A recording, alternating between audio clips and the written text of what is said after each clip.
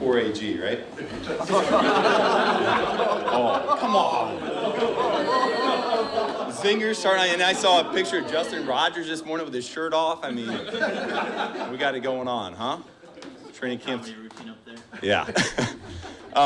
Listen, we're in a great spot right now.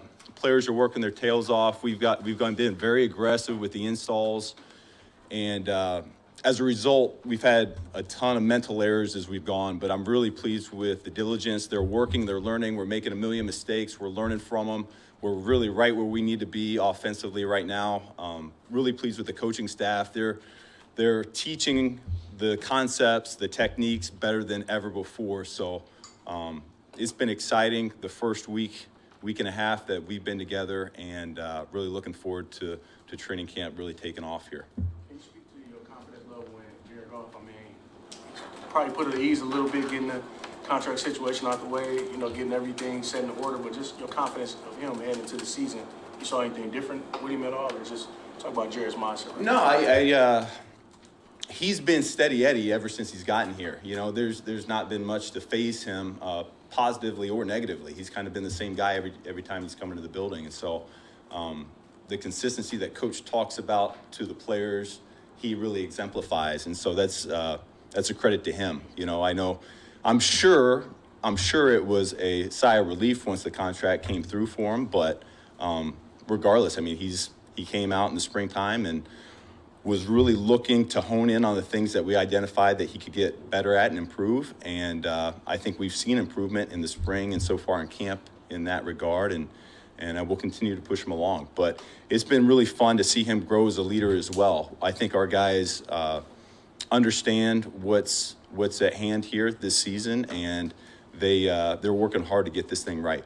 And from the outside looking in, one guy who's looked really much more comfortable within your offense is Jameson Williams.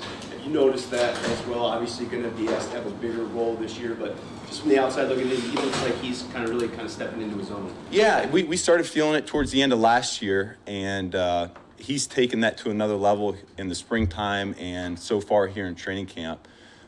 He prides himself on bringing some juice to the offense, and we certainly feel it out there, both in the passing game, making explosive plays, but he also wants to be a dynamic blocker as well, which we really value. So things have started to slow down mentally for him.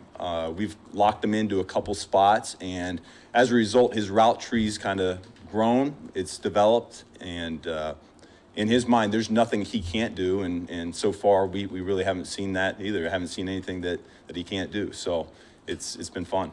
And I think we have a pretty good grasp on the top two tight ends on your depth chart and the roles within the offense. We've got quite a mix of guys competing for a third, potentially fourth job. When you're weighing that and you're looking for the best guy, how much does skill set, and maybe something you need in particular in this offense, especially with Jason Capendo, no fullback on the roster right now, how much does that factor into the evaluation process? Yeah, listen, it's the best room that I've been around in 13 years now, from top to bottom, 1 to 6. These guys, they've all played ball in this league, and you can tell it with their approach and really how they block, how they run routes out on the field. It's been very impressive. So that room, the competition is lights out right now. In terms of the third spot, I think Coach Campbell, myself, Brad, we all, that spot needs to be able to wear a ton of hats, because you just don't know. You got Laporta with his skill set, you got Wright with his skill set, and that third spot needs to be smart enough to fill in either spot if need be. And so the versatility is at a premium. FIP certainly needs help there on special teams, and so that plays a part also, but we need a smart player that can wear multiple hats. It's a bonus if we can get some backfield work, if he can do some fullback type jobs, or if he can split out wide. The more you can do increases your value right there. And through the first week of camp, I'm just curious your assessment of your level of comfort with the depth of the behind the offensive line starters. Yeah, it's feel really good about that first group. It's a veteran group that they know what they're doing. They're still gelling as Graham moved to a different side and Zeitler got in there. Behind them, we're still working through. There's a lot of spots open. That swing tackle spot, you got Skip, you got Sorsdale, and you got Galvin. Galvin's doing a really nice job as well. And so I think that battle will continue to heat up. We've only had pads on for 2 days. And the longer we have with those pads on, the more I think gives them an opportunity to differentiate themselves. Interior-wise, it's a shame that we lost Moody because he was really coming on. His physicality showed up earlier this week. So it's a great opportunity here for Nice. And, we've got some young guys on the inside as well between these undrafted rookies. I think they all are gonna, over the course of preseason, show that they're worthy of, at a minimum, practice squad spots in this league. And so Kingsley's a guy that stands out. He's doing a great job at center. We load our guys down, our centers down, and so he's able to make the calls. He's also cross-training at guard.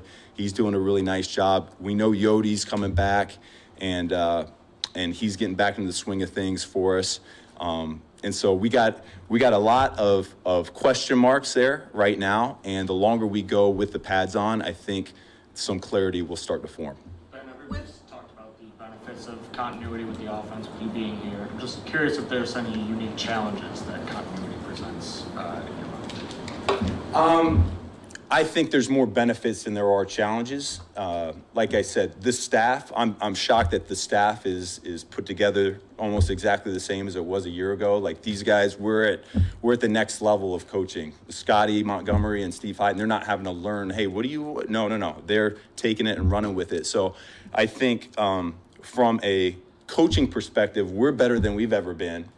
And then for the players, it's a balance between training the young guys and having them understand the fundamentals, the big picture, what we're trying to do, and yet still challenge the veteran players. Jared Goff needs to be challenged. St. Brown needs to be challenged, because if they just come into the building every single day and they hear it, the same thing that they heard 2 years ago, then that gets stale very quickly. So we've tried to challenge them while still keeping a good balance of what our core, what our identity is, to where these young guys can come along. And I think that's where you see a lot of mistakes popping up, because some of the young guys are still swimming a little bit. And as the installs start to thin out, I think their play speed is going to pick up, and they'll develop a little bit more confidence.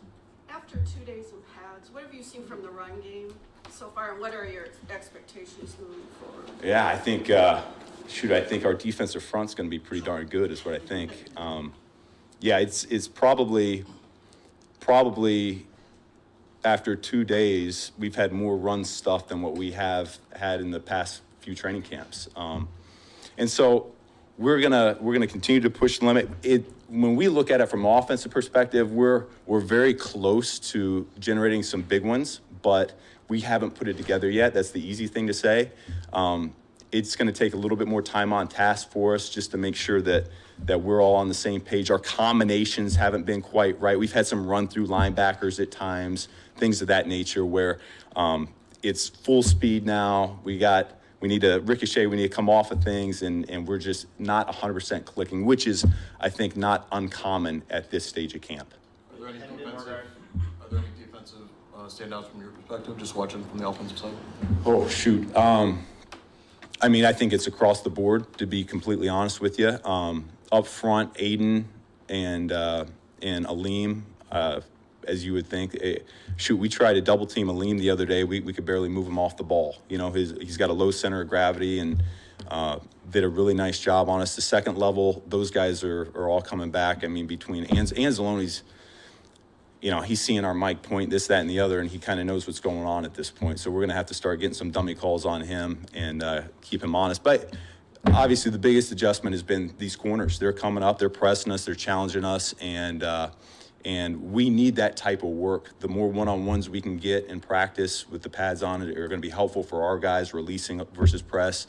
But these guys are fearless. They have a swagger, and some mistakes that they were making early in camp, we got them on a few deep balls, before the pads got on. They've cleaned that stuff up. So you see improvement every day from the back end. With Hendon, how much of the inconsistencies we've seen are to be expected from your perspective, just given that the time off and maybe some of the mechanical adjustments you've implemented this off season, and then where do you need him to get to where you're comfortable with him as? Who is that again? Hendon. Hendon, yeah. Yeah, and where you feel comfortable with him as a number two with how you've described what you need from that position? Yeah, listen, we've taken an approach. We're coaching him hard, which means we're throwing a lot on him. And when he makes a mistake, we're letting him know about it. And that's what we believe in. That's what we believe in, because if he can handle that, then once he gets to these preseason games, it's going to be a cinch for him. He's really going to click, and I really think he's going to flourish because of that. So he's feeling it. He felt it a lot in the springtime. I think at this point now, he's got a comfort level. Those 6 weeks off during the summer, all the young guys, but especially Hendon, I mean, you can tell that he really worked at his craft. He worked on calling the plays, getting in and out of the huddle, the procedure of it, because once he got that part right, now we can see his talent really coming to life. He's been a lot more accurate here in training camp. You've seen him on the move a little bit more. I think once we get into games, we'll see his legs really be a benefit for us. So I'm pleased with the growth he had from the springtime here to camp, and we'll continue to see how far we can push him here over the next few weeks. In a third wide receiver spot, you have a lot of different guys with different skill sets, it seems like. Is there a particular blueprint that you look for in a third wide receiver at this point in camp? Yeah, we've been pretty consistent as a staff, really since we knew that Josh Reynolds was leaving us. And that has been, we need smart, we need reliable, okay? And if we had to be picky, we want a little bit of length, okay? Just so it rounds out those three guys that we're anticipating entering the season with. So with that being said, we're charting every single day who's the most reliable, mental errors, who's catching the ball, who's dropping the ball. These guys see it. They get the feedback every single day. They know what's going on. They know they're in the midst of the battle right now. We got a number of guys competing for that spot. Reese has certainly come on so far in training camp. His physicality, his explosiveness has shown up. Antoine Green is still pushing on along here. We see growth from the springtime. We just need to see the consistency that we've been hoping for from him. DPJ has made some big plays for us. He had a big block just the other day in practice that we took note of. And we know what Khalif Raymond is. Like, he's not to be overlooked either, because he's going to be a big part of our offense as well. So the competition is healthy. Those are a few names, but everyone is in it at this point. Thank you, guys. Thank you.